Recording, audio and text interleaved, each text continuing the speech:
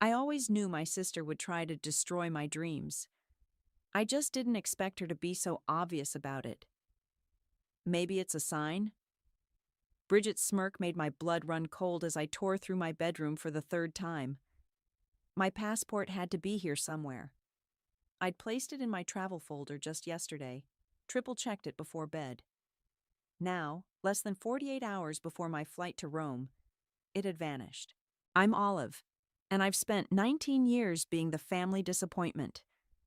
Not because I've done anything wrong, quite the opposite. I study too hard, dream too big, and worst of all, I refuse to accept that my younger sister is the sun our family orbits around. "Mom!" I called out, trying to keep my voice steady. "Have you seen my passport?" "Honey, you probably misplaced it." Mom's voice drifted up from downstairs, dripping with that familiar condescension. "You know how scattered you get when you're stressed." I caught Bridget's reflection in my mirror as she leaned against my doorframe, twirling a strand of her perfect blonde hair. "You know, Olive, maybe this is God's way of telling you to stay home. You're not exactly international material." The scholarship letter on my desk begged to differ. Full ride, prestigious global policy program, selected from thousands of applicants. I'd kept it secret until the last possible moment, knowing what would happen when I told them. "I got into the program fair and square," I said, my hands shaking as I checked my drawer again. "Why can't you just be happy for me?" "Oh, I'm always happy for you," Bridget cooed, stepping into my room uninvited. "I just worry. Remember your science fair project? How it mysteriously caught fire the night before? Or your prom dress that somehow got bleach on it? You're just so unlucky." My jaw clenched. Those weren't accidents, and we both knew it. Just like my missing passport wasn't an accident. "Olive!" Dad's voice boomed from downstairs. "Family meeting. Now." I followed Bridget down to our pristine living room, where Mom and Dad sat like judges ready to deliver a verdict. Mom's cross necklace caught the light as she patted the space beside her.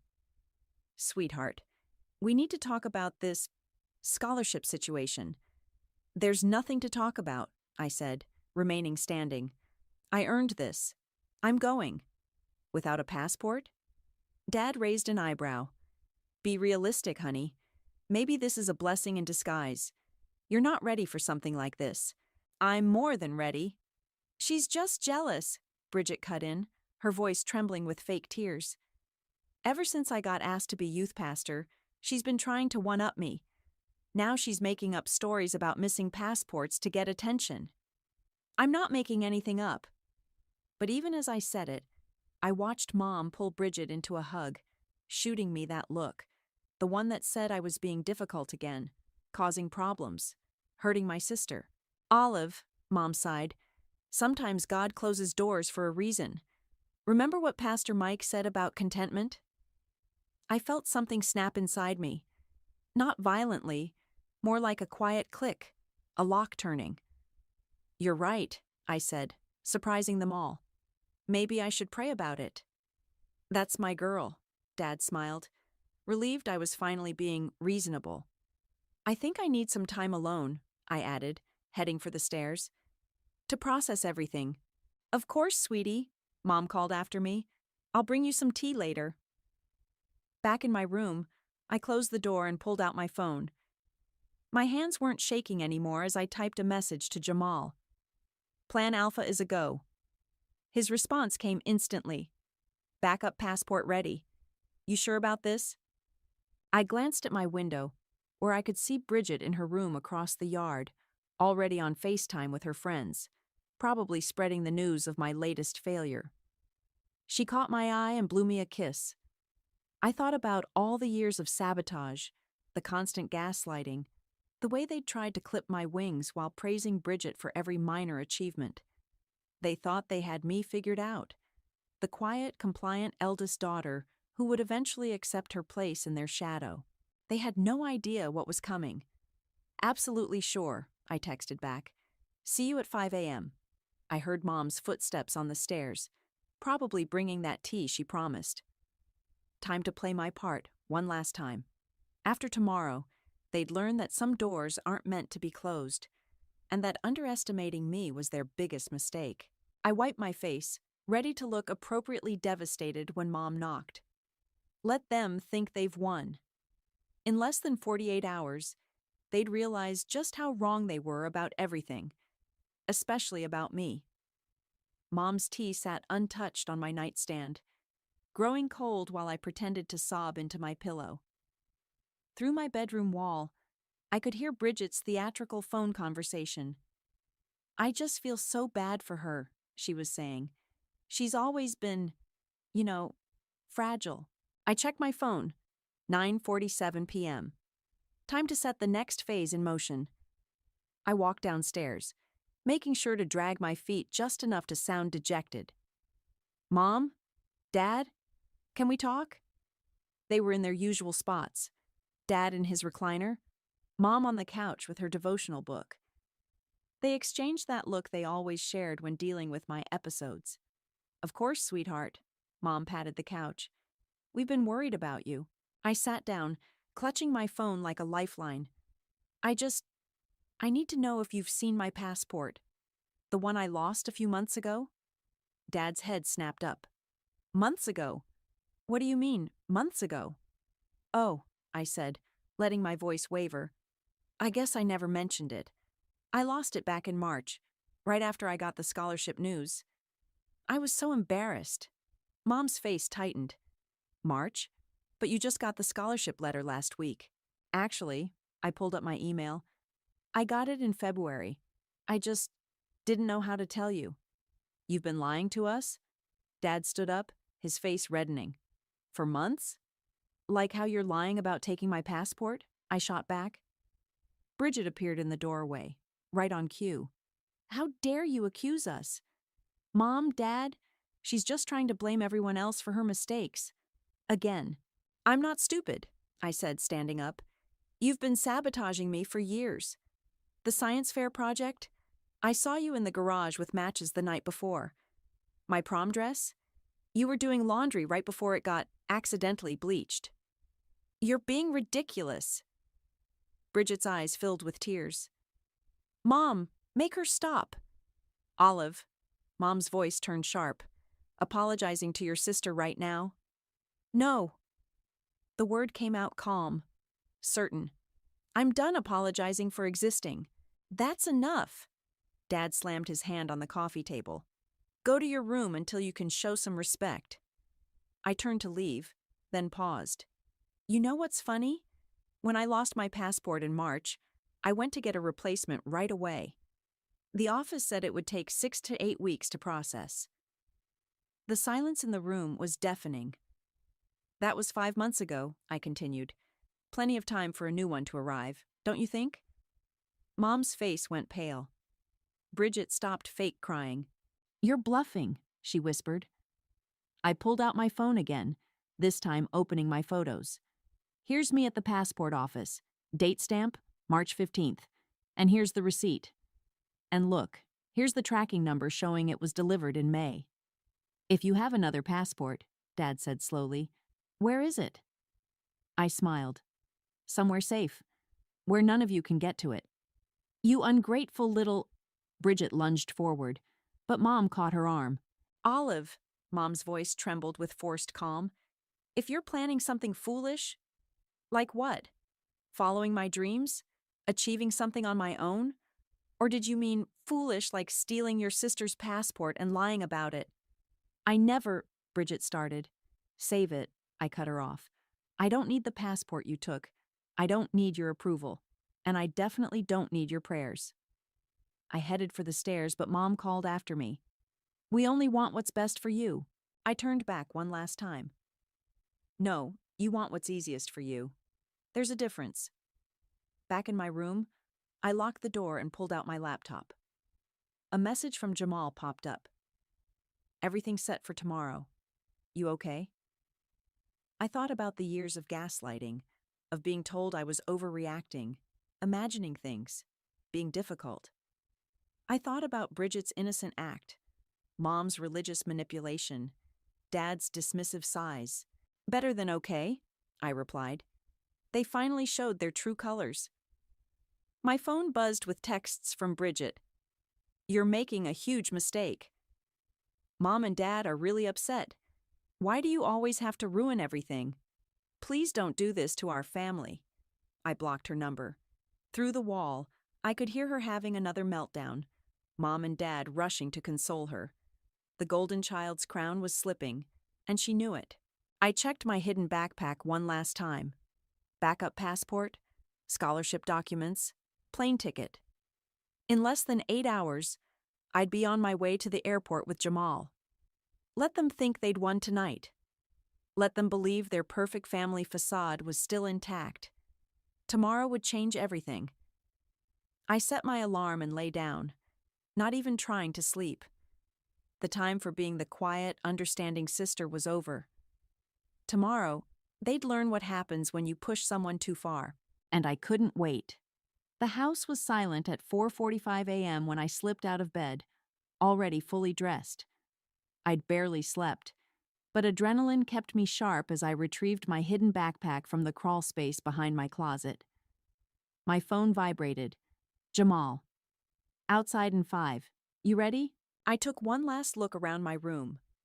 18 years of memories, most of them painful. The cross Mom hung over my bed for protection. The family photos where Bridget always stood front and center. The desk where I'd studied late into the night, dreaming of escape. On my pillow, I left a note. Some doors are meant to stay closed. Don't try to find me. The third stair from the bottom always creaked, so I stepped over it. In the kitchen, I could smell coffee. Dad must have set the automatic timer for his morning devotional. The pot burbled quietly, like it was keeping my secret. A floorboard creaked upstairs. I froze. Another creak, followed by footsteps. Someone was awake. I ducked behind the kitchen island just as Bridget appeared at the top of the stairs. She was heading to the bathroom, her eyes half closed with sleep. I held my breath until I heard the bathroom door click shut. My phone buzzed again. Here. I crept to the front door, turning the handle millimeter by millimeter. The hinges had other plans. They groaned like they were announcing my departure to the whole house. The bathroom door opened. Olive? Bridget's voice was sharp with suspicion. I didn't answer. Instead, I yanked the door open and bolted. Mom! Dad! Bridget screamed. She's leaving! Jamal's car idled at the curb, headlights off. I sprinted across the lawn as lights flicked on upstairs. Olive Grace James! Don't you dare! Dad's voice boomed from their bedroom window. I threw myself into Jamal's car. Go, go, go! He floored it just as my parents burst through the front door in their pajamas. In the rearview mirror, I watched Dad run halfway down the driveway before stopping, realizing he was barefoot. Holy shit, Jamal laughed, taking the corner too fast. That was intense. Keep driving, I said, my heart pounding. They might follow us. Already planned for that. He took 3 random turns, then pulled into a 24-hour grocery store parking lot. We'll switch to my sister's car. They don't know that one. As we transferred my bags, my phone exploded with notifications. Mom. Come home right now, young lady. Dad. You're making a terrible mistake. Bridget. I can't believe you'd hurt our family like this. Mom. We're calling the police. Dad. Your mother is crying. Bridget. Everyone will know what you did to us. I turned off my phone. You okay? Jamal asked as we pulled onto the highway in his sister's Honda. Better than okay, I said, watching the sunrise paint the sky pink. I'm free. We made it to the airport by 6 a.m. Jamal insisted on walking me to security. You sure about this? He asked. Once you go through those gates? I've never been more sure of anything. I hugged him tight. Thank you. For everything. Just promise you'll actually enjoy Rome instead of plotting revenge the whole time. Why not both? I grinned. Going through security felt surreal. Each step took me further from their control, their manipulation, their suffocating version of love. My backup passport worked perfectly. The TSA agent didn't even blink. At my gate, I finally turned my phone back on. Hundreds of messages, dozens of missed calls. But what caught my eye was Bridget's latest Instagram post. A selfie of her looking sad in my bedroom, caption reading, "Sister's night in. Some people don't understand that family comes first." The comments were already rolling in. "You're such a good sister. She doesn't deserve you. Praying for your family." I smiled and opened my own Instagram, unused for months. I posted a single photo, my boarding pass to Rome, with the caption, "Some people don't understand that freedom comes first." Then I turned off my phone, tucked it away, and watched through the terminal window as my future arrived in the form of a Boeing 747. "Now boarding flight 1852 to Rome," the announcer called. I stood up, grabbed my carry-on, and walked toward the gate without looking back. Behind me lay 18 years of being told I was too much, too ambitious, too different. Ahead lay everything I'd fought for. Let Bridget play the victim. Let my parents call the police. Let them all think they knew my story. I was about to write my own. Rome hit me like a symphony. Beautiful, overwhelming, and nothing like the sheltered life I'd left behind. Standing outside Leonardo da Vinci International Airport, I finally turned my phone back on. The messages had evolved from threats to bargaining. "Mom, please just let us know you're safe." "Dad, we can work this out as a family." "Bridget, you're being so selfish." Mom hasn't stopped crying. A new text popped up from an unknown number. "Hi, Olive. I'm Eva from the scholarship program. I'm your assigned mentor. Look for the red scarf at arrivals." I spotted her immediately. Tall, confident, wearing a bright smile along with that red scarf. "You must be our American rebel," she said, pulling me into an unexpected hug. "The program coordinators told me about your family situation. Don't worry, we've got your back." The scholarship residence was a converted monastery in Trastevere, all ancient stone and ivy-covered walls. My room overlooked a courtyard where students from around the world sat discussing politics and philosophy. "Global policy orientation starts in an hour," Eva said, helping me with my bags. "Fair warning, they're throwing you right into the deep end. The UN ambassador to Italy is giving the opening address." I must have looked terrified because she laughed. "Relax. From what I've seen of your application, you're more than ready." The orientation room was packed with scholars and diplomats. I found a seat near the front, trying to look like I belonged. "Today's first presenter," the program director announced, "is a last-minute addition. Olive from New York will share her analysis of grassroots movements in digital spaces." My heart stopped. "What?" Ava nudged me. "Surprise. I recommended you after reading your application essay. Show them what you've got." Walking to the podium, I thought of all the times Bridget had sabotaged my presentations, how my parents had dismissed my achievements. Not this time. I took a deep breath and began. Social media isn't just changing how we communicate. It's revolutionizing how we organize, protest, and create change. For 15 minutes, I owned that room. Questions flew, and I caught them all. The ambassador himself nodded approvingly. Afterward, Eva introduced me to everyone who mattered. "Olive's research on digital activism is groundbreaking," she told the program director. "We're lucky to have her." My phone buzzed. A local news website from back home had picked up my story. "Local students' dramatic path to prestigious scholarship raises questions about family dynamics." The comments section was war. "I know this family from church. There's more to this story. Good for her for breaking free. What kind of sister steals a passport?" Then I saw Bridget's latest post. A tearful video about praying for those who abandon their families. The comments were less sympathetic than usual. "Didn't your sister win some big scholarship?" Why would anyone steal their sister's passport? Maybe there's a reason she left. Ava peered over my shoulder. Your sister? The golden child, I said. Or she was. Well, she's about to be overshadowed. The program wants to feature you in their international promo video. Filming starts tomorrow. My hands shook as I realized what this meant. Back home, they'd be forced to watch me succeed. No more hiding my achievements. No more pretending I was the problem. That night, I sat in the courtyard with other scholars, sharing stories over wine and pasta.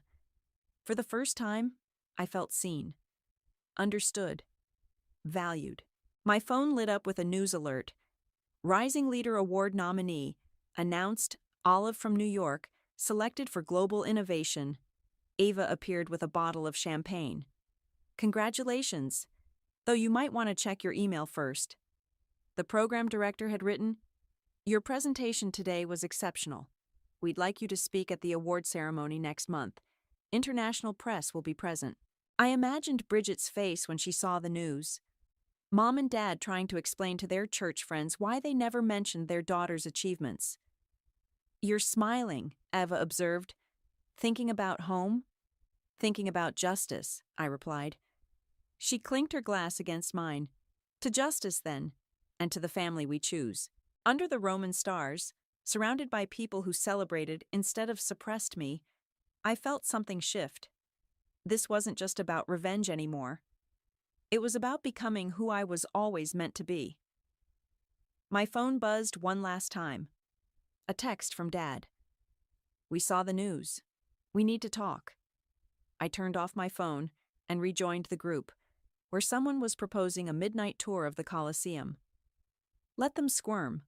Let them wonder. Let them watch. I was done hiding my light. And now, our special international segment. The news anchor's voice filled my family's living room back in New York. A remarkable story of academic excellence and perseverance.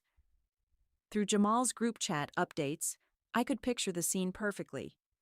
Mom dropping her coffee mug, Dad frozen in his recliner, Bridget's perfectly curated mask cracking as my face appeared on their TV screen. Olive from Westchester, New York, has been named this year's Rising Leader Award recipient, the anchor continued. Her groundbreaking work on digital activism has caught the attention of global policymakers. The camera cut to my interview, filmed in front of the Trevi Fountain. I'd worn red, Bridget's signature color, just to twist the knife. Success isn't about proving others wrong, I said on screen, looking directly into the camera. It's about proving yourself right. Sometimes the people closest to you can't see your potential. That doesn't make it any less real. Jamal's text came seconds later. Holy shit. Your sister just stormed out. Your mom's trying to call the station to correct some misinformation. The local Facebook groups were exploding. Isn't that the James family's daughter? Their church always made it sound like she was troubled. My kid went to school with her sister Bridget. There were rumors. I watched it unfold through social media. Bridget's carefully constructed image was unraveling in real time. You said she wasn't going anywhere. Bridget's voice echoed through their house, according to Jamal's play-by-play. You said she'd fail. Mom's damage control started immediately. She posted in the church group, So proud of our Olive. We've always supported her dreams. Proud mama. The comments were merciless. Wasn't this the daughter you said was finding herself? Didn't your other daughter post about her abandoning the family? Pretty sure you told my wife she was lost last Sunday. Dad tried calling again. Olive, please. Your mother's reputation at church. I let it go to voicemail. Bridget's Instagram followers were jumping ship. Her latest tearful video about family loyalty backfired spectacularly. Didn't you steal her passport? My cousin goes to your school. Everyone knows what you did. Maybe focus on your own achievements instead of sabotaging others. She deleted the video, then her entire account. Eva found me watching the chaos unfold from my apartment balcony. Your phone's been buzzing for an hour. Family drama? Justice, I said, showing her the local news website. They'd dug up my old academic records: straight A's, science fair wins, debate team championships, all the achievements my family had minimized or ignored. Your sister's youth pastor position? Eva read from her phone. They're reconsidering it due to character concerns. I hadn't planned that part, but karma has its own agenda. Look at this. Eva pointed to another notification. The scholarship program's PR team had released my full schedule of speaking engagements. I'd be addressing the European Parliament next month. My phone lit up with a text from Mom. People are asking questions at church. Please call us. We can explain everything. Then Dad. This isn't very Christian of you, Olive. And finally Bridget. You've ruined everything. I hope you're happy. I was. Ava poured 2 glasses of wine. To watching them squirm? To living well, I corrected her. It really is the best revenge. My phone buzzed again. This time it was Jamal. You need to see this. He'd sent a video from outside my old house. News vans lined the street. A reporter was interviewing neighbors. They always favored the younger one. That poor girl, working so hard while they praised her sister. The church is launching an investigation into the family's behavior. Mom had locked herself inside. Dad wasn't taking calls. Bridget's friends were distancing themselves publicly. Their perfect family facade was crumbling, and they had no one to blame but themselves. The UN wants you to expand your speaking tour, Eva mentioned casually. 3 more countries, all expenses paid. I thought about my family watching each appearance, unable to deny or diminish my success anymore. Every achievement would be another crack in their carefully constructed narrative. When do we leave? Eva grinned. That's my girl. Oh, and heads up. International press conference tomorrow. Any message you want to send back home? I looked out over Rome's skyline, thinking of all the times they'd told me to dream smaller, aim lower, stay in my place. Just one, I said, pulling up the camera app. Sometimes the black sheep of the family turns out to be the only one who saw things clearly. I posted it with a photo of me at the Colosseum, red dress glowing in the sunset, success written all over my face. Let them choke on it. The press conference room buzzed with energy as cameras flashed. Eva stood beside me, whispering last-minute advice. Remember, you're not just a scholarship recipient anymore. You're a symbol. Ms. Olive, a reporter called out. Your research on digital activism has caught the UN's attention. But there's also significant interest in your personal story.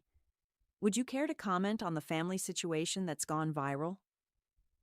I leaned into the microphone, thinking of all the times I'd been silenced. My story isn't unique. Many young people face family dynamics that suppress rather than support their ambitions. The difference is, I refuse to accept that suppression as love. Your sister recently posted that you're twisting the narrative for attention. Your response? I think the evidence speaks for itself, I said, pulling up a presentation slide. Here's my academic record. Here's my passport application timeline. Here's the security footage from my high school showing my sister tampering with my science fair project. I didn't create this narrative. I just stopped hiding it. The room erupted with questions. Through the live stream comments, I could see my hometown reacting in real time. Sources say your parents are claiming they always supported your dreams, another reporter pressed. Yet we have multiple church members stating otherwise. I have 18 years of receipts, I replied calmly. Would you like to see them? Back home, Bridget's carefully constructed world was imploding. Jamal sent me clips from her latest youth group meeting. How can you teach us about integrity? One teen challenged her. Didn't you steal your sister's passport? My mom says we need a new youth leader. She'd run out crying. For once, her tears weren't getting her what she wanted. Mom's desperate attempts at damage control only made things worse. She'd posted a long Facebook statement about supporting both our daughters equally, until someone shared screenshots of her previous posts dismissing my achievements. The church board called an emergency meeting. Dad stopped showing up for his men's prayer breakfast. Their social standing was crumbling. Breaking news, my phone alert chimed. Global Policy Initiative expands youth leadership program, names Olive as program ambassador. Eva nudged me. They're offering you a permanent position after graduation. Full diplomatic status. I thought of all the times my parents had insisted I'd never succeed outside their protective bubble. Now I was being offered a career they couldn't even comprehend. One more question, a reporter called out. Your sister's recent video suggested you're punishing the family. Are you? No, I said firmly. I'm succeeding. They're just not used to that. After the conference, Eva showed me the latest stats. My story had gone beyond viral. It was becoming a movement. Why Black Sheep success was trending. Check your email, she said, grinning. The White House Youth Leadership Summit wants you as their keynote speaker. I opened my laptop to find hundreds of messages from young people sharing similar stories. My family tried to stop me from going to college. They always favored my brother. You gave me courage to apply for that scholarship. Then I saw it, an email thread titled Family Updates. Mom had created it years ago to share Bridget's achievements with relatives. I'd never been mentioned. I clicked Reply All and attached my latest interview clip. Sometimes love doesn't feel like love at all. Sometimes it feels like control, like suppression, like constant reminders to be less so someone else can be more. That's not love. That's abuse dressed up as protection. Send. Within minutes, relatives I hadn't heard from in years started responding. We had no idea. Your parents only ever talked about Bridget. This explains so much. Jamal texted. Your mom just left church in tears. The pastor's wife refused to sit with her. Bridget got removed from the youth leadership program, his next message read, officially for personal reasons. I should have felt vindicated. Instead, I felt light, free, like I could finally breathe without wondering if I was taking up too much air. Eva appeared with a stack of papers. Ready to sign your contract? The UN doesn't wait forever. As I signed, my phone lit up with one last message from Dad. We hope you find what you're looking for. No apology, no acknowledgement. Just distance wrapped in passive-aggressive concern. I picked up my phone and typed, I already found it. I found myself, the self you tried to bury. And she's magnificent. Then I turned to Ava. When's our flight to Geneva? Tomorrow morning, she smiled. The world's waiting. Let them watch from their small-town shadows. Let them see what happens when you try to dim someone's light. I was done hiding, and I was just getting started. The gala ballroom sparkled with diplomatic elegance as I adjusted my microphone. 6 months had passed since my escape, and tonight was the culmination of everything. The Rising Leader Award ceremony, broadcast worldwide. Ready? Eva straightened my navy blue gown. Your family's definitely watching. Jamal says they've gathered at your house with the church elders to pray for your soul. I smiled. Let them pray. I'm done feeling guilty for their discomfort. The program director took the stage. Tonight's recipient redefined what it means to overcome adversity. Please welcome Olive. Walking to that podium, I remembered every dismissive comment, every sabotaged opportunity, every time they'd told me to be less. Not tonight. Success stories usually start with, I had a dream, I began. Mine starts with, I had a backup passport. Gentle laughter rippled through the crowd. We talk about toxic relationships, but rarely about toxic love. The kind that clips your wings while claiming to protect you. The kind that praises mediocrity in one child while punishing excellence in another. In the audience, I spotted several ambassadors leaning forward, nodding. My sister stole my passport to stop me from being here tonight. My parents supported her decision, calling it God's will. But here's what they never understood. Sometimes love doesn't feel like love at all. The cameras panned across the rapt audience. They thought they were protecting me. In reality, they were protecting themselves from the discomfort of watching me outgrow their limitations.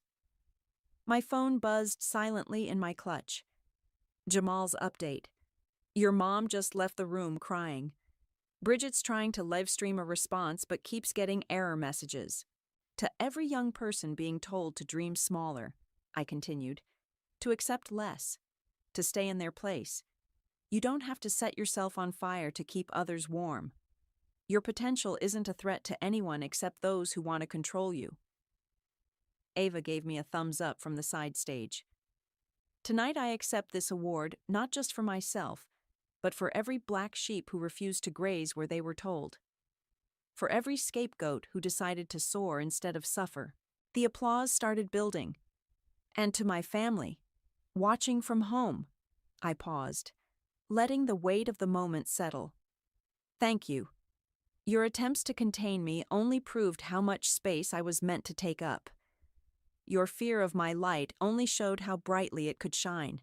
Standing ovation, camera flashes, tears in the audience. Later at the reception, my phone exploded with notifications. Bridget had finally managed to post her response video. My sister's speech was a cruel attack on our loving family, she sobbed. We only wanted what was best. The comments cut her off. Give it up, sis. Return the passport yet? Your act isn't working anymore. She deleted it within minutes. Ava appeared with a group of UN officials. They want to expand your speaking tour. Asia, Africa, South America. Your story is resonating globally. My phone lit up with a text from Mom. We hope you find what you're looking for. The same message as before. Still no apology. Still no acknowledgement. I handed my phone to Eva. Block their numbers. All of them. You sure? They're not watching to understand. They're watching to find weaknesses, to prove they were right about me all along. I'm done performing for their approval. A reporter approached with one last question. What makes you most proud of your journey? I thought about the scared girl who'd hidden a backup passport, the sister who'd endured years of sabotage, the daughter who'd been told her dreams were too big. That I got here on my own, I said, even when no one believed I should. After the cameras left, Eva found me on the balcony. Your story's been picked up by major networks. They're calling you the voice of a generation. And my family? Your aunt called the program office. Apparently your parents are taking a break from church leadership to focus on family healing. I laughed. Translation? They can't handle the public scrutiny. And Bridget? Lost her youth pastor position, her social media influence, and her perfect daughter crown. Turns out karma doesn't take prayer requests. Eva handed me a glass of champagne. To the black sheep? To freedom, I corrected her, and to never looking back. Below us, Rome glittered like a sea of possibilities. Somewhere in New York, my family was probably crafting their next narrative about their lost daughter. But I wasn't lost. For the first time in my life, I was exactly where I was meant to be. And I was never going back to being small. The interview questions glowed on my laptop screen as I settled into my hotel suite in Geneva. A global youth magazine wanted my take on family dynamics and personal growth. The usual softball questions, until the last one caught my eye. Was revenge worth the cost of losing your family? Ava lounged on the couch nearby, scrolling through our schedule. You don't have to answer that one. Actually, I do. I began typing. Revenge implies I acted out of spite. I simply stopped accepting their version of love as the only version possible. The real question isn't whether revenge was worth it. It's whether freedom is worth the price of admission. My phone buzzed. Jamal had sent a local news clip. My parents' church was splitting over differing interpretations of family values. The pastor who'd once praised their parenting had publicly questioned their methods. Your mom tried joining a new church, Jamal texted. They Googled her first. I should have felt triumphant. Instead, I felt nothing. No satisfaction, no regret, just peaceful detachment. Ms. Olive? A knock at my door. The UN Secretary General moved up your meeting. Cars waiting downstairs. Eva grabbed her tablet. Ready to change some policies? Almost. I turned back to the interview. Success isn't sweet revenge. It's proof that their limitations were never mine. Their small dreams were never my ceiling. Their fear was never my future. The hotel lobby bustled with diplomatic activity. As we waited for the elevator, I noticed a mother and daughter arguing nearby. "But I don't want to be a lawyer," the girl protested. "I want to study art." "We're not having this discussion," the mother hissed. "Family tradition." "Excuse me," I found myself saying. Both turned, recognizing me instantly. "You're that speaker," the mother said. The one whose family tried to clip her wings?" "Yes." I turned to the daughter. "Let me guess. They say they're protecting you?" The girl nodded, wide-eyed. "Protection that feels like a cage isn't protection at all." I handed her my card. "Email me. I know some great art schools in Rome." The mother opened her mouth to object, then stopped, something shifting in her expression. In the car, Eva raised an eyebrow. "That was new." "Maybe that's the real revenge," I said. "Helping others avoid what I went through." My phone lit up with a notification. Bridget had posted for the first time in months. To my sister, "I'm sorry. Not for the cameras, not for likes. Just sorry. I was wrong." Comments poured in. Character growth. Finally, some honesty. Takes courage to admit fault. I clicked her profile. Her bio had changed. Learning to celebrate others' light instead of trying to dim it. "Are you going to respond?" Eva asked. "No." I put my phone away. Her growth isn't my responsibility anymore. At the UN building, an aide rushed up. "The Secretary General asked if you'd share your personal story before discussing policy." I thought about that scared girl with a backup passport, about Bridget's first genuine apology, about that mother in the lobby, reconsidering her stance. "Tell him I'll share something better," I said. "I'll share what comes after survival." That evening, back in my suite, I opened my laptop to finish the interview. People ask if revenge was worth losing my family. But that assumes family is only blood and binding ties. Sometimes family is the friend who helps you escape, the mentor who sees your potential, the strangers who become your strongest supporters. Sometimes family is choosing yourself when no one else will. And sometimes, the greatest revenge isn't making them sorry, it's making them irrelevant to your happiness. I hit send, then walked to the window. Geneva's lights sparkled below, each one a possibility, a future, a dream unbound by anyone's limitations but my own. My phone buzzed one last time. A message from an unknown number. "I saw your speech. I'm leaving for college tomorrow. My parents said I couldn't, but I got a backup passport too. Thank you for showing me how." I smiled, remembering that first taste of freedom on the flight to Rome. "Good luck," I typed back. "The world is bigger than their fears." Eva appeared at my door. "Car's here. Ready for your TED Talk?" I grabbed my notes, catching my reflection in the mirror. No more shadows in my eyes. No more tension in my shoulders. Just strength, purpose, and the quiet confidence of someone who chose herself. "Ready," I said, stepping into the hallway. "Let's go help some more black sheep fly." Behind me, my phone lit up with another message from Bridget. Whatever it said could wait. I had a future to build, and it was brighter than any past they'd tried to trap me in. That was the sweetest revenge of all.